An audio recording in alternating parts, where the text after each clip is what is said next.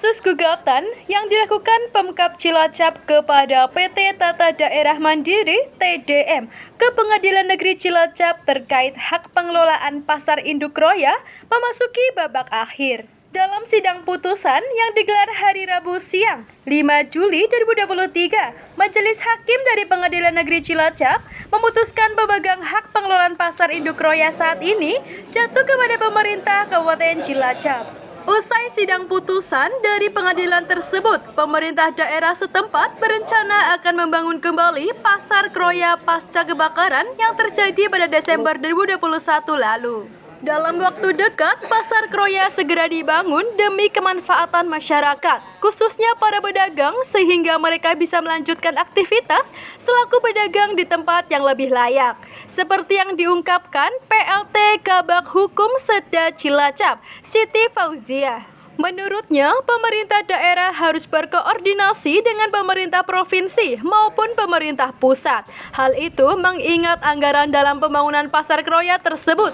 Pemerintah berkomitmen akan membangun pasar kembali. Perwakilan dari PT Tata Daerah Mandiri (TDM), Johan Sarijo menegaskan bahwa pihaknya telah berdamai dengan pemerintah daerah.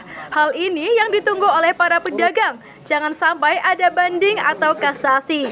Hari ini sudah selesai. Kendati demikian, PT TDM masih memiliki hak atas bangunan yang belum terjual dan masih dapat dikelola selama 10 tahun ke depan.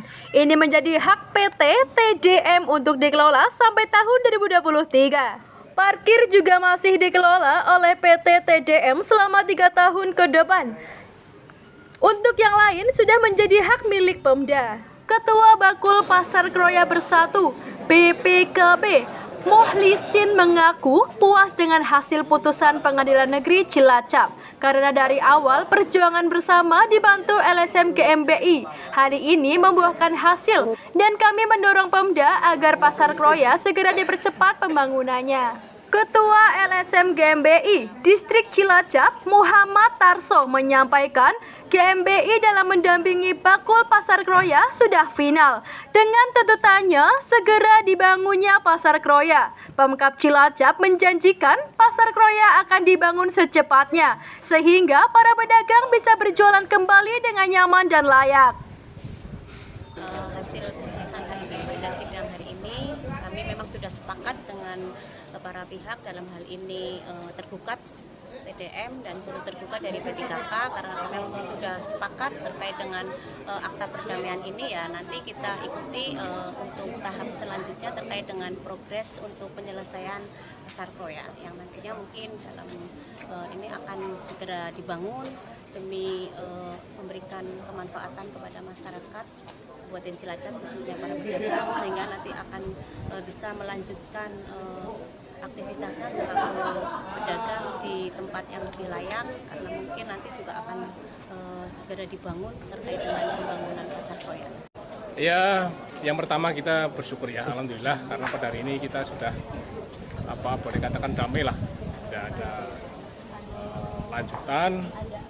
Ini adalah yang ditunggu oleh para pedagang. Jangan sampai berlarut-larut. Nanti ada banding kasasi lah, ini udah hari ini selesai. Kami harap ke depan minta kerjasamanya antara pedagang, P3K, dan pemerintah daerah untuk menata kembali. Karena pedagang kan selama ini pada berserakan. Nah, besok kita menata kembali supaya segera pulih ekonomi Kroya khususnya di daerah pasar akan segera pulih, akan segera bangkit kembali. Artinya dengan putusan pengadilan ini berarti hak TDM di dalam atas hal PL Pasar Kroya itu sudah nggak ada lagi ya Pak ya? Lepas semua? Dikasih waktu hanya sampai tahun 2032. Jadi 10 tahun lagi, 9 tahun lagi. Masih ada haknya di sana? Bangunannya belum terjual. Jadi ada beberapa bangunan yang belum terjual. Nah ini masih hak TDM untuk dikelola sampai tahun 2032.